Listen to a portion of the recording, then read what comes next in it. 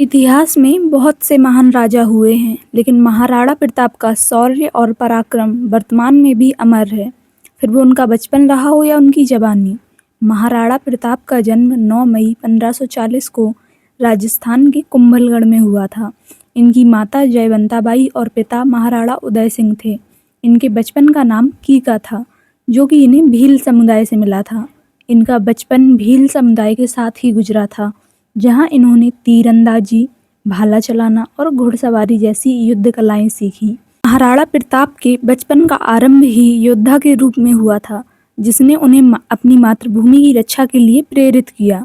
महाराणा प्रताप के जीवन का सबसे महत्वपूर्ण युद्ध हल्दी घाटी का युद्ध माना जाता है, जो कि 18 जून 1576 में हुआ था। यह युद्ध अकबर और महाराणा प्रताप के मध्य हुआ था। अकबर की सेना का नेतृत्व भी एक हिंदू योद्धा कर रहा था, जिसका नाम मान सिंह था। इस युद्ध का मुख्य कारण था कि महाराणा प्रताप का मेवाड़ को मुगलों के अधीन लाने से इनकार करना। अकबर की विशाल सेना का मुकाबला महाराणा प्रताप की एक छोटी सी सेना से हुआ और उन्होंने मुगलों को बराबरी की टक्कर दी। पर मुगलों ने उस क्षेत्र पर तो कब्जा कर लिया, लेकिन महाराणा प्रताप को पकड़ नहीं सके और ये युद्ध ऐसे ही जारी रहा। इस युद्ध में चेतक ने अपनी स्वामी भक्ति बहुत अच्छी तरीके से निभाई। चेतक, जो कि महाराणा प्रताप का सबसे प्रिय घोड़ा था। युद्ध में घायल होने के पश्चात भी चेतक अपने महाराज की जान को बचाने के लिए एक नदी को पार कर गया। लेकिन इस युद्ध की शुरुआत कैसे और कहां से हुई, आज हम वो जानते हैं।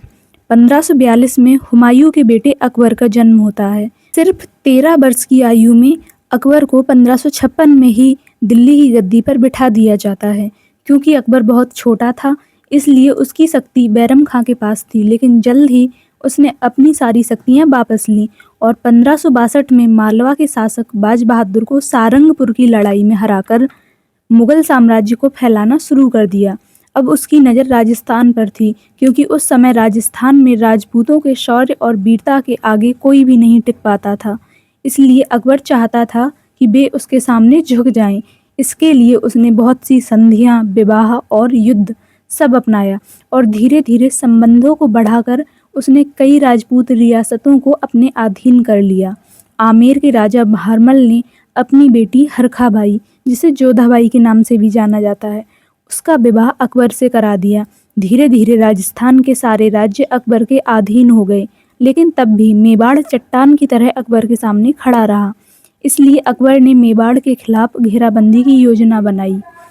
अकबर ने सीधे युद्ध न करके घेराबंदी, आक्रमण और तोपों से हमला करने की तरकीब अपनाई। महीनों तक लगातार हमलों की वजह से किले की दीवारें टूट गईं और मुगल सेना अंदर घुस गई।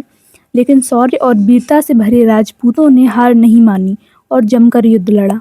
जब ये निश्चित हो गया कि मुगलों के सामने टिकना मुश्किल है, तो राजपूत नारियों ने जौहर में कूदकर अपनी मर्यादा की रक्षा की।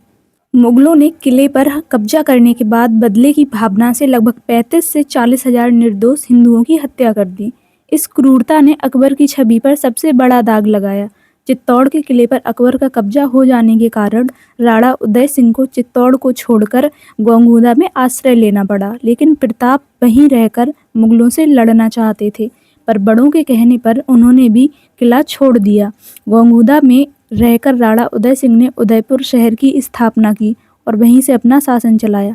प्रताप अपने पिता की सबसे बड़ी संतान थे, लेकिन उदय सिंह ने अपनी प्रिय रानी धीरबाई के बेटे जगमाल सिंह को अपना उत्तराधिकारी बनाया। प्रताप ने पिता की इच्छा का सम्मान करते हुए इस फैसले को स्वीकार कर लिया, लेकिन मेवाड़ की जनता ने इस फैसले का विरोध किया और यह स्थिति तब और गंभीर हुई जब 1572 में उदय सिंह की मृत्यु हुई और जगमाल सिंह के अलावा प्रत्येक व्यक्ति उनके अंतिम संस्कार में उपस्थित था और वह राजमहल में अपना राज्याभिषेक करा रहा था।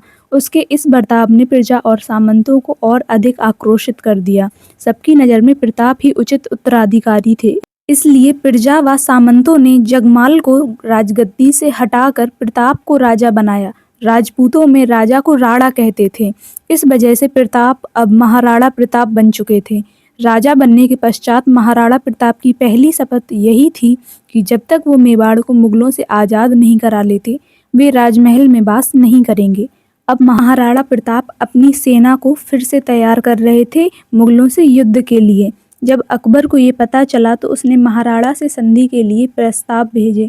अपने कुछ नवरत्नों को भी भेजा, पर महाराणा प्रताप ने संधि स्वीकार नहीं की, जिसकी वजह से अकबर और अधिक भड़क उठा।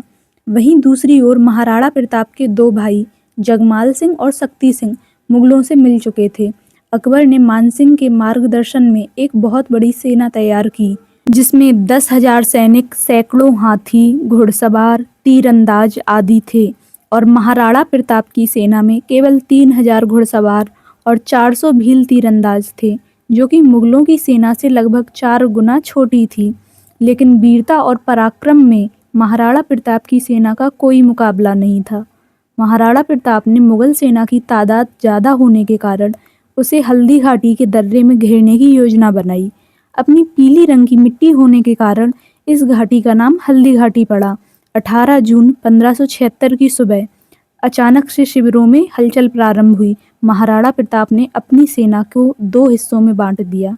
घाटी की ऊंची नीची जमीन ने मुगलों को खूब परेशान किया। इसी बीच महाराणा प्रताप की एक टुकड़ी ने मुगलों पर हमला बोल दिया। उस मुगल सेना का नेतृत्व काजी खान कर रहा था।